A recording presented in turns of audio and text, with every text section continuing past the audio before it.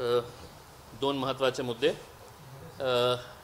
एक मुद्दा हे आहे की अनेकदा आम्ही महाविकास आघाडीला हे प्रस्ताव दिलं होतं की आम्ही सोबत यायला तयार आहे। काही नेत्यांशी बोलणं पण झालं होतं आणि त्यांनी काही टाईम मागितलं होतं की आम्हाला इतकं टाईम द्या। आता आम्ही वाट बघून खूप वेळ काढलेली आहे। आता 8 तारखेला आमचे पार्टीचे अध्यक्ष बॅरिस्टर असदुद्दीन अवैसी साहेब हे औरंगाबादला येणार आहे आणि त्या दिवसापासून आम्ही आमची इलेक्शनची प्रक्रिया सुरू करणार आहे। जे फॉर्म डिस्ट्रीब्यूशन आम्ही थांबवले होते त्या फॉर्म डिस्ट्रीब्यूशनची प्रक्रिया आम्ही सुरू करणार आहे आणि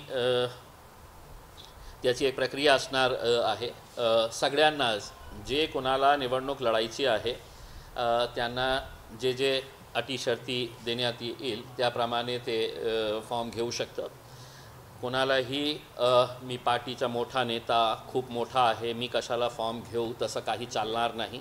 सगळ्यांना त्या प्रक्रियेवरून पास व्हायचं आहे, जायचं आहे। मी जेव्हा महाविकास आघाडीच्या काही नेत्यांना बोललो होतो तर त्यांना स्पष्टपणे सांगितलं होतं की हे अलायन्स आमचा झाला तर याचा जास्त फायदा तुम्हाला मिळणार आहे। कारण तुम्ही हे समजू नका की लोकसभामध्ये ज्या प्रकारे मुस्लिमांनी आपल्याला 2-2 तास लाईनमध्ये उभे राहून जे मतदान केलेले आहे तेच मतदान आपल्याला विधानसभेमध्ये मिळतील। कारण मागच्या 2-3 महिन्यामध्ये जे प्रकरण महाराष्ट्रामध्ये घडलेले आहे ते बघून मुस्लिम समाजाला कुठेतरी असं वाटतं की नाही रे बाबा हे सगळे लोक एकच थालीचे चट्टेबट्टे आहे। आपण सुरुवात केली तर गाजापूर ज्या घरामध्ये अल्पसंख्याक मुस्लिमांच्या घरामध्ये घुसून ज्या प्रकारे तोडफोड करण्यात आली, जाळपोळ मारपीट करण्यात आली होती, त्याच्यानंतर ते विधान परिषदमध्ये जेव्हा 12 विधान परिषदे सीट होत होती कमीत कमी एक मुस्लिम त्याच्यामध्ये होता। आज अशी परिस्थिती आहे की एकही मुस्लिम नाही, म्हणजे कोणीही एका मुस्लिमाला मत हे सीट द्यायला तयार नाही आहे। मग जे आपले लोकसभेमध्ये वक्फ बोर्डचा बिल आला होता त्याच्यानंतरही आपण बघितलं असेल की कशा प्रकारे मुस्लिमांच्या मतावर निवडून आलेले जे खासदार शिवसेनेचे होते ते बाहेर पडले। त्यावेळी कमीत कमी तिथे थांबले असते आणि आपल्या पार्टीचा काय स्टँड आहे जे काही असेल ते तिथे सांगायला पाहिजे होतं आणि खऱ्या अर्थाने ते विरोध करायला पाहिजे होतं। तसं काही केलं नाही।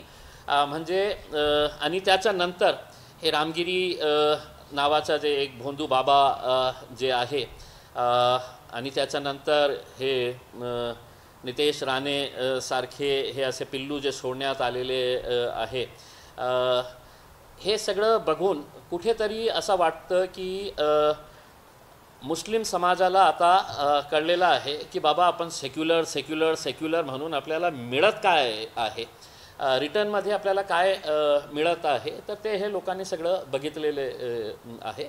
अशा परिस्थितीमध्ये आम्ही त्यांना स्पष्टपणे सांगितलं होतं की आपण चर्चेमध्ये बसले असते तर जे कमीत कमी सीट्स आम्ही लढायला तयार होतो, कमीत कमी सीट्स ज्याच्यामध्ये आमचा खूप चांगला प्रभाव आहे ते सीट्सवर आम्ही लढायला तयार होतो।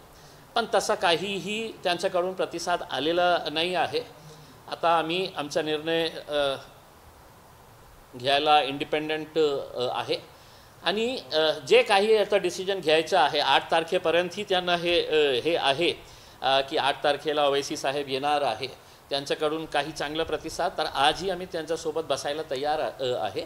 पण एकदा स्पष्ट करून टाका की तुम्ही आम्हाला पाहिजे का नाही पाहिजे असेल, नाही पाहिजे असेल तर एकला चलोरोची आमची तयारी आहे। मग जेव्हा आम्ही एकला चलायला सुरुवात करणार मग त्यावेळी निकालाच्या नंतर आमच्यावर बोट दाखवू नका की तुमच्यामुळे हे पडलं, यांना इतकी मतं मिळाले होते, त्यांना इतकी मत मिळाले होते। एका अर्थाने तुम्ही आम्हाला एक मेसेज देत आहे की नाही आम्ही तुम्हाला घेणार नाही कारण तुमची काही ताकद नाही आहे महाराष्ट्रामध्ये म्हणून आम्ही तुम्हाला घेत नाही करके हे एक मेसेज तुम्ही देत आहे। मग आमची ताकदच नाही आहे तर तुम्हाला चिंता करण्याची आवश्यकता नाही आहे। मग मी 100 सीट्सही लढू शकते, 200ही लढू शकते, पूर्ण 288वरही आम्ही लढू शकतो आणि आमची तशा प्रकारे तयारीही झालेली आहे। दुसरा म्हणजे रामगिरी नावाचा जे भोंदू बाबा, ज्याला आमचा पूर्ण विश्वास आहे की एकनाथ शिंदे साहेब जो महाराष्ट्राचे मुख्यमंत्री आहे ते महाराष्ट्राचे मुख्यमंत्री आहे, एका जाती धर्माचे मुख्यमंत्री नाही आहे, हे अशा प्रकारच्या पिल्लूंना त्यांनी सोडलेले आहे. नाहीतर त्यांचं कोणत्याही कारण नाही होतं की त्याच दिवशी जेव्हा पूर्ण देशामध्ये रोष होता त्या बाबाच्या विरोधात, त्याच दिवशी ते येऊन अशा प्रकारचे भाष्य करणे, असं वाटत होता की कोणत्या एका टपोरी नेता जे आहे ना, तुझ्या केसाला मी हात लावू देणार नाही करके, हे मुख्यमंत्री सारख्या पदावर बसलेल्या माणसाला हे शोभत नाही. ते मुसलमानांचेही मुख्यमंत्री आहे, महाराष्ट्राचे मुख्यमंत्री आहे, आणि जे महाराष्ट्राची एक परंपरा राहिलेली आहे, ज्याच्या नावाने तुम्ही आपल्या भाषणाची सुरुवात करतो, छत्रपती शिवाजी महाराज, छत्रपती संभाजी महाराज, फुले, शाहू, आंबेडकर यांच्या नावाने, त्यांचा 1% गुणही आपल्यामध्ये नाही आहे. त्या दिवशी एकनाथ शिंदे साहेब तुम्ही सिद्ध करून दाखवले, ज्या दिवशी तुम्ही हे अशा प्रकारच्या घाणेरड्या प्रवृत्तीच्या महाराजांच्या तुम्ही पीठ थपथपवण्यासाठी आले होते. मग त्याच्यानंतर काय झालं? 58 FIRs देशमध्ये रजिस्टर करण्यात आलेले आहेत त्या भोंदू बाबाच्या विरोधात. 58 म्हणजे याचा अर्थ काय होतो की कुठेतरी काही प्रकरण झाला, 1 FIR, 2 FIR, 4 FIR होऊ शकतं, पण 58 FIRs रजिस्टर झालेले आहे. हे 3 दिवस अगोदरचा आकडा मी बोलत आहे. इसमें बहुतेक आजपर्यंत ते 60 पर्यंत गेलेला असेल, 65 पर्यंत गेलेला असेल. म्हणजे काहीतरी त्याच्यामध्ये गांभीर्य आहे, त्याच्यामध्ये लोकांचा रोष आहे, म्हणून इतक्या मोठ्या संख्येने देशभरामध्ये त्याच्या विरोधात FIR रजिस्टर होत आहे आणि पोलीस कुठल्याही प्रकारची दखल घ्यायला तयार नाही आहे. आणि घेणार कशा? कारण हे सगळे पोलीसवाले जे आहे त्यांचे हात बांधलेले आहे, त्यांना आपले पोस्टिंग पाहिजे, चांगली पोस्टिंग पाहिजे. मग कशा आपण मुख्यमंत्र्यांच्या विरोधात जाऊ? कशा आपण देवेंद्र फडणवीस साहेब जे आपल्याला पोस्टिंगमध्ये नाही तर आपल्याला गडचिरोलीला पाठवणं, तर गप्प बसलेले आहे. कोणीही त्याच्या बाबतीत काही कारवाई करायला तयार नाही आहे. मग याचा अर्थ काय झालेला आहे की फक्त आम्ही कागद काले करण्यासाठी आम्ही हे FIR रजिस्टर करत आहे. मग त्याच्यानंतर हे चिल्लू पिल्लू जे आलेले आहे, देवेंद्र फडणवीस साहेबांनी या पिल्लीला सोडलेले जे आहे, त्याची भाषा कशा प्रकारे ते वापरत आहे, त्याच्या विरोधातही काही करायचं नाही. आता मी मुस्लिम समाजाला आणि जे सेक्युलर नॉन मुस्लिम्स आहेत त्यांना हात जोडून विनंती करतो की कृपा करून असा जेव्हा काही वक्तव्य कोणी करत असेल तर आपला वेळ FIR रजिस्टर करण्यामध्ये घालू नका.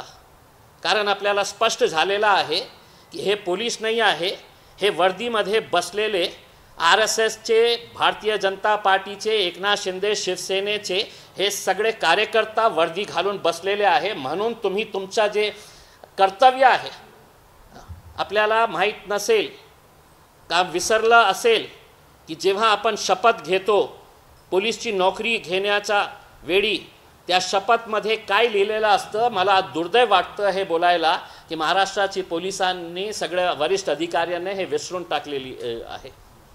आता अशा परिस्थितीमध्ये काय करायचं? पोलीस कारवाई करत नाही, मुख्यमंत्री त्यांचे पीठ थपथपवण्यासाठी येत आहे. मग 2 ऑर्गनायझेशन्स बॉम्बे हायकोर्टमध्ये रिट फाईल केली. हायकोर्टाला हे समजावून सांगितलं की अनेक ठिकाणी लोक भूक हडताळवर बसलेले आहे, हंगर स्ट्राईकवर बसलेले आहे, वातावरण बिघडण्याची शक्यता आहे. 58 FIRs रजिस्टर झालेले आहे. पोलीस अद्यापही त्यांना काही कारवाई केली नाही, अरेस्ट केलं नाही. बॉम्बे हायकोर्टच्या आणि सर्व न्याय प्रणालीचा आम्ही आदर करतो. We respect the judicial. पण जे जजेसचे ऑब्झर्वेशन आहे त्याच्या बाबतीत त्यांनी काय म्हटले की मुंबई पोलिसांनी सायबर क्राईमची मदत घेऊन ते वक्तव्य ज्यांनी केलेले आहे ते वक्तव्य सोशल मीडियावरून काढून टाका. हे ऑर्डर आहे.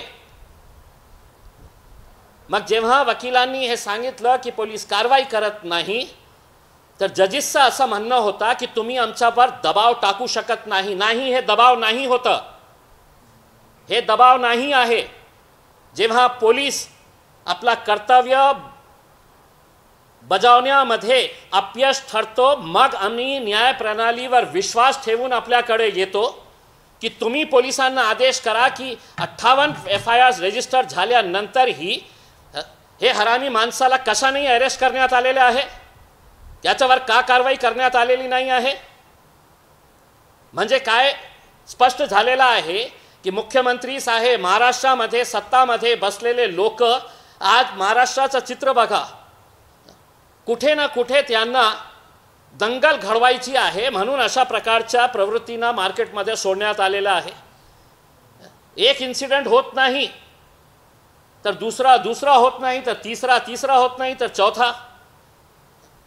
मी तर सगळं जे सेक्युलर माइंडेड लोक आहे, मुस्लिम समाजातले जे तरुण आहे, त्यांना धन्यवाद देतो की आज इतका होऊन सुद्धा, इतका ऐकून सुद्धा, काय देश माझा नाही आहे, हे महाराष्ट्र माझा नाही आहे, की फक्त हे मुर्गी चोराचा आहे, हे चिल्लू पिल्लूचा जे आहे, हे सेमडे पोट्टे जे मार्केटमध्ये देवेंद्र फडणवीस साहेबांनी सोडलेले आहे, त्यांना काय वाटतं की आम्ही काही करू शकत नाही. आता ऐका, महाराष्ट्राचे मुख्यमंत्री एकनाथ शिंदे साहेब, देवेंद्र फडणवीस साहेब, अजित पवार साहेब, सत्ता येतं जातं, तुम्हालाही एक दिवस घरी जायचं आहे. तुम्ही काही कारवाई करत नसेल आणि तुम्हालाही वाटत असेल की तुम्ही पोलिसांना आदेश दिलेले आहे की कोणत्याही प्रकारच्या कारवाई आम्ही करू देणार नाही, इसके बाल को भी हम धक्का नहीं लगने देंगे, तर ऐका हो एकनाथ शिंदे साहेब, 5 दिवसाचा टाइम देतो तुम्हाला. महाराष्ट्राची सरकारला 5 दिवसाचा टाइम देतो. या 5 दिवसामध्ये हे हरामखोरा विरोध अगर आपण कारवाई केली नाही तर महाराष्ट्राच्या इतिहासमध्ये इतका मोठा रॅली घेऊन मी मुंबईला येणार आहे. पूर्ण महाराष्ट्रातून मोठी रॅली घेऊन तुमच्याकडे येणार आहे आणि तुमच्यासाठी मी कॉन्स्टिट्यूशन, संविधानाची पुस्तक आणून तुम्हाला भेट करणार आहे. तुमच्या कुणाच्या बापाची जागीर नाही आहे हे महाराष्ट्र राज्य. नियम आहे, कायदे आहे, कानून आहे. कोणीही कुठे राहायचं, काहीही बोलायचं, आम्ही गप्प राहायचं, म्हणजे हेच झालेली आहे. कोणीतरी कुठे उभे राहतो, शिव्या देतो, घाणेरडी प्रकारची भाषा वापरतो, दुसऱ्या दिवशी मुस्लिम समाजाचे नेते जाऊन मेमोरेंडम कलेक्टरला, कमिशनरला फोटो घेतं, यूट्यूबवाल्याला बोलवतो. जेव्हा छत्रपती शिवाजी महाराजांचा पुतळा पडला, आम्ही निषेध केला त्याचा. ज्या भ्रष्टाचारामुळे ते पुतळा छत्रपती शिवाजी महाराजांचा पडला, भ्रष्टाचारामुळे, कशा महाविकास आघाडीचे सगळे नेते रस्त्यावर आले. मुस्लिम समाजातले मुंबईचे आमदार ते आरिफ नसीम खानला बघून मला असं वाटत होते ते आता रडायला सुरुवात करणार आहे. का रे बाबा, तुम्हाला इतकी लाज नाही वाटली जेव्हा तुमच्या पैगंबर मोहम्मद मुस्तफा सल्लल्लाहु अलैहि वसल्लम यांच्या बाबतीत ते हरामखोरांनी बोललं तर आपल्याला काही वाटलं नाही. अरे आम्हीही निंदा करतो जे गोष्टी घडलेली आहे. आता तुमच्यामध्ये हिम्मत असेल, जे महाराष्ट्राचे जे मुस्लिम नेते आहे, आपल्याला स्वतःला मुस्लिम म्हणणारे, एक दिवस कुठेतरी मुंबईमध्ये तुमचे जे बाप बसलेले आहे ना, ते शरद पवार साहेब असू द्या, उद्धव ठाकरे साहेब असू द्या, काँग्रेसचे नाना पटोले असू द्या, हे सगळ्यांना घेऊन एक दिवसाचा आंदोलन मुंबईमध्ये करा. आम्हालाही बोलायचं असेल तर आम्ही एक सामान्य नागरिक म्हणून तुमच्या आंदोलनामध्ये सहभागी होऊ. आणि तसा करत नसेल, फक्त जाऊन मेमोरेंडम, मी बघितलं वर्षा गायकवाड आणि त्यांच्या सोबत असलम MLA, अमीन पटेल, मग त्याच्यानंतर आरिफ नसीम, काही टोप्या घालणारे लोक राजनीतीशी संबंधित, मेमोरेंडम देऊन संपला विषय. आली आपली फोटो पण आली, मीडियामध्ये बाईट पण दिलं, यूट्यूबवाल्यांना बोलावून चांगला आपला राग तुम्ही त्या कारणाने दाखवले, तेच राग तुम्ही रस्त्यावर येऊन दाखवा. आणि नाही करत असेल तर ते सगळे मुस्लिम नेते मुंबईचे जे आहे ना, त्यांच्यासाठी मी घुंगरू पाठवणार आहे. पैरों में घुंघरू बांधो और अपने नेताओं के सामने है तो ठुमके लगाओ, नाचो. एक हद होती है बात करने की, एक हद होती है किसी भी चीज़ की. आज अगर इनके ऊपर अगर कार्रवाई नहीं होती, कि सड़क चलने वाला लड़का है तो आपकी जात पे, आपके धर्म पे, हम किसी के भी धर्म के ख़िलाफ़ नहीं है, हम किसी भी मज़हब के ख़िलाफ़ नहीं है, हम किसी भी भगवान के बारे में गलत शब्दों का इस्तेमाल नहीं करेंगे. लेकिन अब वक्त आया है, अगर सरकार चाहती है कि हमने सड़क के ऊपर आना, तो सुन ले सरकार, हम सड़क पे आने के लिए भी तैयार है. और ये भी सुन लो, अगर तुम रोक सकते हैं तो रोक लो. 5 दिन का टाइम, छठे दिन हम बैठेंगे, ऐलान करेंगे कि कौन सा दिन हम यहाँ से निकलेंगे. तब तक मैं महाराष्ट्र के वो तमाम मुसलमानों से अपील करूँगा जो अपने नबी से, अपने रसूल से मोहब्बत करते हैं, अपने गाड़ी घोड़ों का इंतज़ाम करिए. 5 दिन के बाद आपको बताया जाएगा कि सड़क के ऊपर कैसा निकला जाए, मुंबई की तरफ कूच कैसा किया जाए करके. कायदे से देश चलता है, महाराष्ट्र के अंदर कायदा है, कोई गुंडा राज नहीं चल रहा है. और आप डराने का है तो किसी और को डराइए. हमने बहुत सह लिए है आपकी आवारागर्दी, आपकी ये गुंडागर्दी, आपके छोड़े हुए ये पिल्लू. इतना सा है वो, आणि बोलतो की मी गब्बर आहे करके.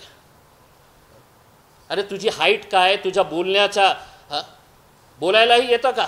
आणि एकटा सोबत, आपल्या सोबत 5-5, 6-6 गाड्यांच्या बाउन्सर्स, पोलीसवाले घेऊन फिरतात. तू काय हिंदू धर्माचं संरक्षण करणार आहे? तुझी स्वतःची लायकी आहे का स्वतःचं संरक्षण करण्यासाठी? मशिदीमध्ये घुसून मारणार. आता तुला मी सांगतो, तुझ्यामध्ये हिम्मत आहे ना, मशिदी तर सोडा. आमचे मित्र आहे ना जरांगे पाटील साहेब, त्यांची सभा महाराष्ट्रामध्ये कुठेही, जरांगे पाटील साहेबांची सभामध्ये तू तुझा फौज फाटा घेऊन तिथे एकदा जाऊन बघा. तू परत येतो का कसा, ते तुझ्या समाजातले लोक तुला दाखवून देईल. दुसऱ्या समाजाच्या बाबतीत बोलूच नको तू.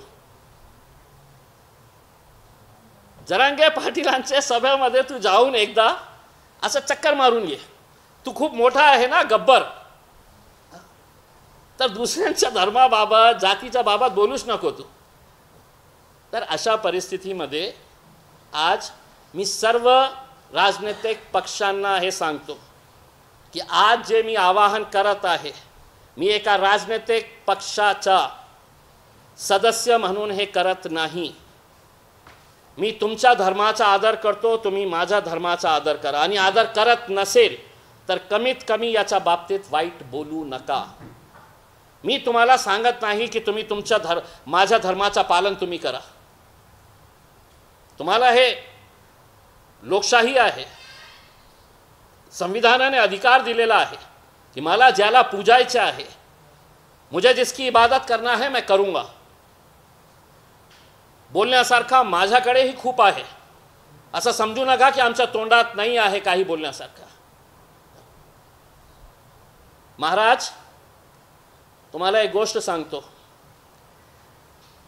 आपली स्वतःची जरा काळजी घ्या. महाराष्ट्र सरकार, त्यांच्या बोलण्यावरूनच तुम्ही हे वक्तव्य केले होते. कुठेही काही झालं नाही, रोष आहे लोकांचा, तक्रार केली. पण मी महाराष्ट्र सरकारला विनंती करतो, त्या महाराजाला Z+ सिक्युरिटी द्या. त्याचा जीव वाचवण्याची जबाबदारी महाराष्ट्र सरकारने घ्या. आम्ही काही करणार नाही.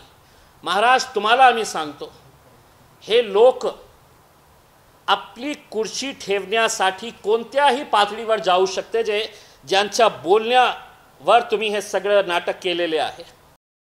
तुमच्याही जीवाला ते धोका देऊ शकतो. महाराज, आज के बाद रात में जब सोएंगे और कहीं से भी खट की आवाज़ अगर आई तो हम कहीं पर भी नज़र नहीं आएंगे. लेकिन हो सकता है कि महाराष्ट्र की सरकार तुम्हें ख़त्म करके वो इल्ज़ाम हमारे गले के ऊपर भी डालने के लिए कम नहीं करेगी। इतक्या खालच्या पातळीवर महाराष्ट्राची सरकार गेलेली आहे, म्हणून त्याला Z+ सेक्युरिटी किंवा हायेस्ट सेक्युरिटी जे देता येतील कृपा करून त्यांना द्या। आणि महाराज बोलले तुम्ही, पण आपल्या लोकांपासून थोडासा सावध राहा। आता बहुतेक ते करतील, जसं त्यांनी सांगितलं होतं तुम्हाला की द्या। इस्लाम धर्माच्या विरोधात एका प्रवचनामध्ये तुम्ही जितकं बोलता येतं तुम्हाला ते बोला, आम्ही तुम्हाला काही करणार नाही, उलट तुम्हाला चांगली सुरक्षा देणार। हे लोक तुमच्या जीवाच्या मागे पण पडू शकतं महाराज, आम्ही काही करणार नाही, आम्ही तर संविधानाला आणि कायद्याचं पालन करणारे लोक आहे, आम्ही नाही तुमच्या जवळच येणार नाही आहे। आणि महाराष्ट्र सरकारला विनंती आहे की अशा प्रकारचे जे छोटे मोठे पिल्लूंना सोडलेले आहे त्यांना सांगतो की गब्बर जे कॅरेक्टर होतं ना ते शोले फिल्मचा होता, त्या शोले फिल्ममध्ये धरम आणि वीरू पण होते, जय वीरू, तर त्या दोघीपैकी मी एक आहे। आणि गब्बरचा काय हाल झाला होता त्या फिल्ममध्ये बघितलं नसेल तर आज रात्री घरी बसून शोले फिल्म बघा, तुला कळेल की वीरूने गब्बरचा काय हाल केलं होतं, हे एकदा बघू। आता आम्हाला जे सांगायचे होतं आम्ही सांगितलेले आहे, आणि मी आपल्याला स्पष्टपणे सांगतो की महाराष्ट्राचे सर्व लोकांनी 5 दिवसामध्ये आपली सगळी तयारी करून ठेवा। आपल्याला मुंबईकडे कूच करायचं आहे, मुंबईकडे धावा बोलायचा आहे, काही नाही, आपल्याला फक्त जाऊन जे मुख्यमंत्री उपमुख्यमंत्री दोघं आहे त्यांना संविधानाची एक पुस्तक भेट करायची आहे, आणि जे पोलिसांचे जे वरिष्ठ अधिकारी आहे त्यांच्यासाठी आम्ही फ्रेम करून जे वचन आपण ते वर्दी घालताना IPSची वर्दी घालताना जे वचन घेतलं होतं त्याची प्रत आम्ही पोलिसांनाही पाठवणार आहे। हे राज्य आपल्याला सगळ्यांना नियमाप्रमाणे चालवायचं आहे, गुंडागर्दीप्रमाणे चालवायचं नाही आहे।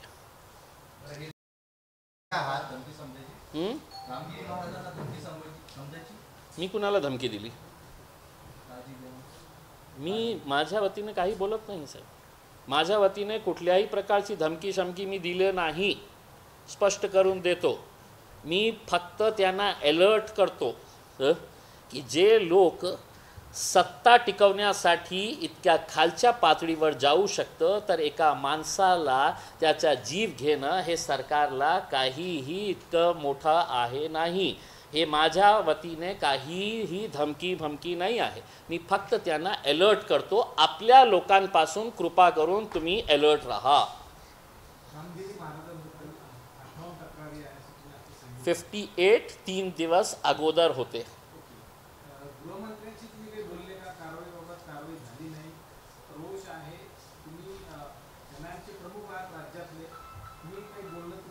नाही, असा घाणेरड्या प्रवृत्तीचे नेत्यांना मी ज्या दिवशी एकनाथ शिंदे साहेब आले होते त्याचा पीठ थपथपवण्यासाठी मी सांगितलं होतं की साहेब मी मुख्यमंत्री साहेबच्या पदाचा आदर करत होतो, पण आज एकनाथ शिंदे नावाच्या माणसाचा मी आदर करायला बंद केलेला आहे। आणि मला नाही वाटतं की एकदा गृहमंत्री पदाचा पद घेतल्यानंतर इम्तियाज जलीलने त्यांना सांगावं की बाबा हे खूप महत्त्वाची गोष्ट आहे, आपल्याला कळत नसेल तर कृपा करून गृहमंत्री पदावर खाली उतरा, कोणी दुसऱ्याला संधी द्या। जाणीवपूर्वक काही नेते राज्यातील वातावरण खराब व्हावं यासाठी विधान करतायत का, की निवडणुका समोर आल्या म्हणून हे जाणीवपूर्वक पिल्लू सोडलं जातं? ते 100% मतलब आता सिद्ध झालेला आहे। आणि याच्यामध्ये फक्त मी जे सत्तामध्ये बसलेले आहे त्यांना दोष न देता जे विरोधी पक्षामध्ये बसलेले आहे त्यांचीही इतकी जबाबदारी आहे। भाई माझ्या धर्माच्या बद्दल बोलल्यानंतर इतके सारे जे मुस्लिम नेते वेगवेगळ्या पार्टीमध्ये आहे त्यांना राग नाही आला का? त्यांना हे कधी आपल्या नेत्याला विचारण्याचा वेळ आली नाही का की बाबा एकदा आमच्यासाठीही रस्त्यावर बसू? नाहीतर काय लावलं काय तुम्ही की कोणीतरी नेता येतो असा DGला पत्र आपल्याकडे पण हे चलन आहे पोलीस स्टेशनमध्ये जाऊ पोलीस कमिशनरांना मेमोरंडम देताना फोटो काढताना मग बाहेर यूट्यूबवाले आहे मीडियावाले उभे आहे आपला रोष व्यक्त करायचा सोशल मीडियावर व्यक्त करायचं हे अशा पिल्लूंना आज तुम्ही कंट्रोल नाही केले तर उद्या रस्त्यावर चालणारा माणूस जे आहे ना ते एकमेकांच्या धर्माच्या बाबतीत ते कोणत्या शब्द वापरतील आज आपण हे बोलू शकत नाही. म्हणजे आज जे नियम आहे कायदा आहे त्याचं पालन करा ना तुम्ही. म्हणजे याच्यापेक्षा काय दुर्दैव असू शकतो की हायकोर्ट म्हणतो की ते फक्त काढून टाका. एक लाईन हायकोर्टाने म्हणायला पाहिजे होतं की असा प्रकारच्या कोणत्याही जाती धर्माच्या बाबतीत कोणीही बोलू नये. ते आमच्यावरही निर्बंध आला असतं. काढून टाका. तुम्ही आमच्यावर दबाव टाकू शकत नाही. आम्ही आलो कशाला हायकोर्टामध्ये गेलं कशाला की पोलीस कारवाई करत नाही. कधी झालं हे प्रकरण?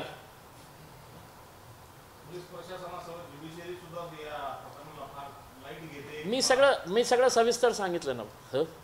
We respect the judiciary. आम्ही ज्युडिशरीचा आदर करतो पण इतकं बोलून चालतं का काम की पोलीस मुंबई पोलीस सायबर सेलचा मदत घ्या आणि ते त्याचं जे स्टेटमेंट आहे वक्तव्य तर सोशल मीडियावर काढून टाका.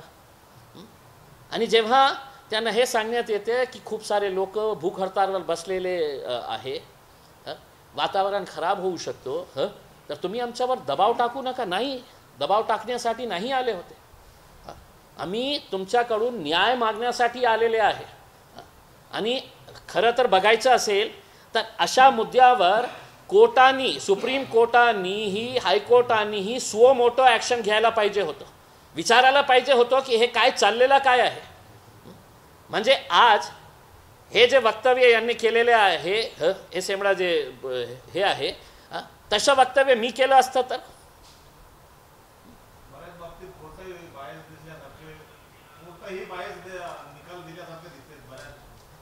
आता काय आहे की आमचा ठीक आहे आम्ही एक आदर करतो जेव्हा बोलतो ना आम्ही तर मला एक नागरिक म्हणून तर हे होतो ना की आपण कुठे चाललेले आहे. आम्ही मग न्याय कुठून आम्ही नेत्यांकडे गेलं जे सगळ्यात वरच्या कुर्सीवर बसलेले आहे तेच बोलतो की नाही तुझ्या केसाला मी हात लावू देणार नाही.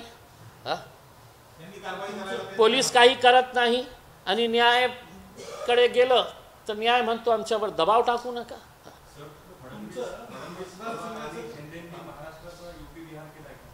नाही ते खूप चांगलं राज्य झालेलं आहे. कशाला आपण आता UP बिहारचे लोक काय म्हणू लागले का कुठे काय झालं ना की हे काय महाराष्ट्र आहे का? तिकडचे लोक आता हे बोलू लागले.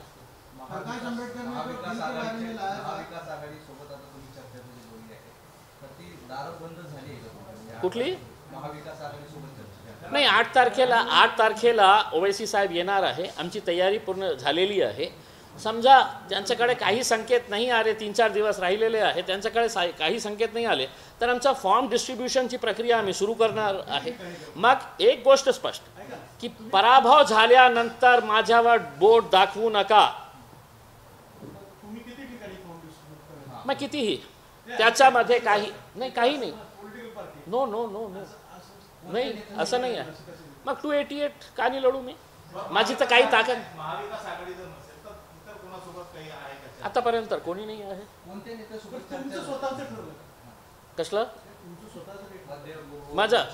माझ्यापेक्षा माझ्या पार्टीचा खूप महत्त्वाचा आहे. इम्तियाज जलील महत्त्वाचा नाही आहे साहेब.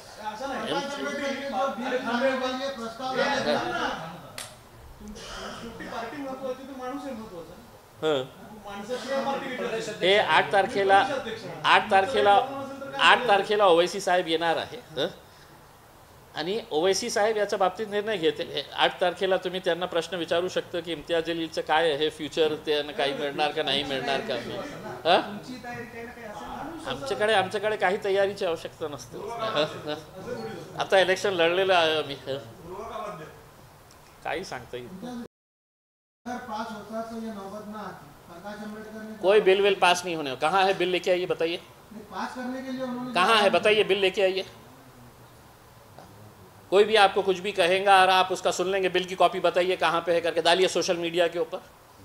बैरिस्टर असदुद्दीन अवैसी साहब ने पार्लियामेंट के अंदर खड़े रहकर ये मांग की थी कि आप इस तरह के बिल का ये करिएगा करके। कोई भी कुछ भी बोल रहा है और अपने उसके ऊपर बिल की कॉपी दीजिएगा कहाँ पे है करके। मैं तो पार्लियामेंट के अंदर हूँ ना, वेबसाइट के ऊपर, और ये महाराष्ट्र के हद तक का नहीं रहता है। बिल अगर आएगा तो सेंट्रल लेवल के ऊपर आना चाहिए, सेंट्रल लेवल का बिल बनेगा, राज्य का बिल नाही बनेगा। तुम्ही सर्व काही ओवेसीवर सोडताय की ते आल्यानंतर ठरवतील 288 लढवायचे की नाही लढवायचे, कोणासोबत अलायन्स करायचं, पण इम्तियाज जलील विधानसभेत दिसतील का मोर्चात दिसतील पुढची 5 वर्ष? नाही, मोर्चा खूप महत्त्वाचा आहे। असे कितीही पद येणार जाणार, पण आज जे महाराष्ट्रामध्ये जे परिस्थिती निर्माण झालेली आहे, मला असं वाटतं की कोणीतरी हिम्मत करून मर्दसारखा, नाहीतर मी मुंबईचे सगळे नेते जे आहे ना मुस्लिम समाजातले, त्यांना घुंगरू पाठवणार आहे। करा ठुमके त्यांचं तुमच्या नेत्यासमोर। निलेश राणे पोलिसांना धमक्या देतात, नितेश राणे मुस्लिमांना धमक्या देतात। आता याच्यातून स्पष्ट होतं ना बाबा की कोणी त्याला पाठवलेले आहे। मग पोलिसांनी हे विचार करायला पाहिजे की आमची गरिमा, आमच्या रेप्युटेशन या माणसामुळे, आणि फक्त देवेंद्र फडणवीस साहेब आणि एकनाथ शिंदे साहेबांनी बोललेले आहे की आमचे जे पिल्लू सोडलेले आहे त्यांच्या बाबतीत काही करायचं नाही, ते बिचारे काय करतील? पण जसा मी आज निर्णय घेतला ना, एकतरी अधिकारी उभे राहा, ठोकून काढा त्याला। कशा प्रकारे ते पोलिसांच्या बायकोंच्या विरोधात बोलत आहे। अरे इतूसा, पण काय म्हणजे त्याचं 5 दिवसानंतर मुंबई जाम करणार आहात का? 5 दिवस आम्ही देतो, त्यांच्यावर कारवाई झाली नाही, 6व्या दिवशी पूर्ण महाराष्ट्राची मीटिंग कॉल करणार आहे आणि त्याचा डेट फायनल करून उसमें महाराष्ट्राने इतकं मोठा मुंबईकडे कूच करणारी रॅली बघितलं नसेल। कारण इश्यू असा आहे की ज्याच्यामध्ये कोणीही कॉम्प्रोमाइज करायला तयार नाही आहे। काही असेल जे हे जे नेते आहे ना उसके अंदर, ज्यांना आपला अजित पवार सोबत एक फोटो पाहिजे, देवेंद्र फडणवीस साहेब सोबत फोटो पाहिजे, आता तो उद्धव ठाकरे साहेबांच्या सोबत पण भगवे घालून फिरत आहे। ते लोकांना सोडलं तर सामान्य मुस्लिम समाज या मुद्द्यावर कोणत्याही प्रकारचा कॉम्प्रोमाइज करणार नाही।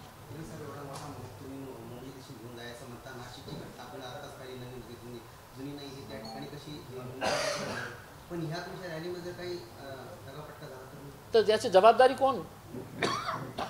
मी देतो ना तुम्हाला 5 दिवस टाइम देतो ना तुम्हाला, आणि मी खोटं बोलत असेल, मी काय नियमाच्या बाहेर जाऊन बोलत असेल, मी काय म्हटलं की मी तुम्हाला फक्त येऊन संविधानाची पुस्तक भेट करणार आहे। जे तुम्ही विसरलेले आहे की हे देश संविधानाने चालणार आहे, तुमच्या गुंडागर्दीमुळे चालणार नाही आहे।